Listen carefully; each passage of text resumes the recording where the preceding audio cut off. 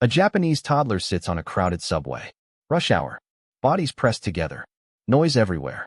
The doors slam open and shut. He doesn't cry. He doesn't reach for a screen.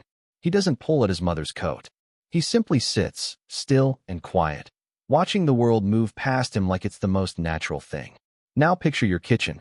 Tuesday morning. The pancake is cut in triangles instead of squares. The orange juice touched the eggs. The sock seam isn't straight. What follows needs no description. Every parent in the world already knows what follows. So why does this gap exist? Why does one toddler sit calmly in a packed train while another detonates over breakfast geometry? It is not genetics. It is not temperament. It is not luck. It is three things Japanese parents do every single day that most Western parents have never been told. By the end of this video, you will know all three, and you will understand exactly why your child's meltdowns are not your fault, but they are your responsibility to fix. Stay with me. Here is the truth Western parenting missed. We treat tantrums as events. Something that happens, something we manage, something we survive. We use timeouts, reward charts, breathing techniques, distraction tactics, and none of it works very well because all of it arrives too late. By the time your toddler is screaming, the window is already closed.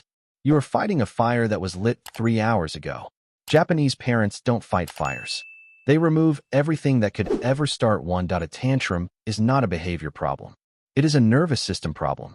It is what happens when a small brain has been overstimulated, underprepared, and emotionally disconnected for hours, and the sock seam is simply the last straw on a back that was already breaking.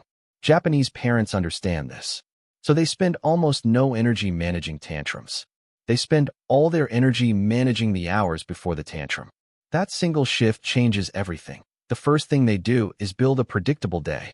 Same wake time, same breakfast, same goodbye ritual at the door, same bath, same story, same lights out. What feels like routine to you feels like safety to your toddler. When the world is predictable, the nervous system can finally rest. An arrested nervous system does not break over pancake shapes. This week, lock in one rhythm. Just one. Watch what changes. The second thing they do is warn before every transition. Leaving the park. Turning off the TV. Moving from bath to bed. To you, these are nothing. To a toddler, they are sudden earthquakes inside a brain that cannot switch gears without warning. Japanese mothers kneel down, make eye contact, and say softly, "In 5 minutes, we will leave." Then 3 minutes. Then 1. By the time the moment arrives, the toddler's brain has already said goodbye. The transition lands as expected, not as a shock. The meltdown never begins because the trigger was removed before it could fire. This week, before every single transition, get on their level. Warn them. Give them time. You will see a different child within days. The third thing they do is build empty moments. No screens. No songs. No flashcards. No structured play. Just 15 minutes of quiet, shared stillness. The child sits. The mother sits. Maybe they watch light move across the floor. Maybe they say nothing at all. Western culture calls this wasted time. Japanese culture calls it essential. A toddler whose day is packed with constant stimulation never gets to digest the day.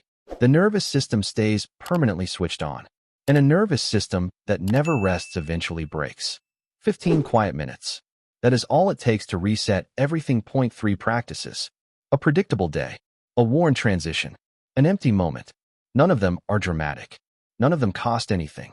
But together, every day, they build a child whose nervous system is so steady that the meltdowns simply stop arriving.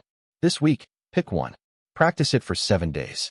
Then come back and tell me what changed in the comments below, because your story might be exactly what another exhausted parent needs to read tonight. If this video helped you, share it with one parent who is still in survival mode. It costs you 10 seconds, and it might change their entire week. And if you want to go deeper, next week we are covering the 5 phrases Japanese parents never say to their children. The everyday words Western parents use without thinking that quietly chip away at a child's confidence, and what Japanese mothers say instead. Subscribe now so you don't miss it. Until then, be patient, be present, and trust the quiet.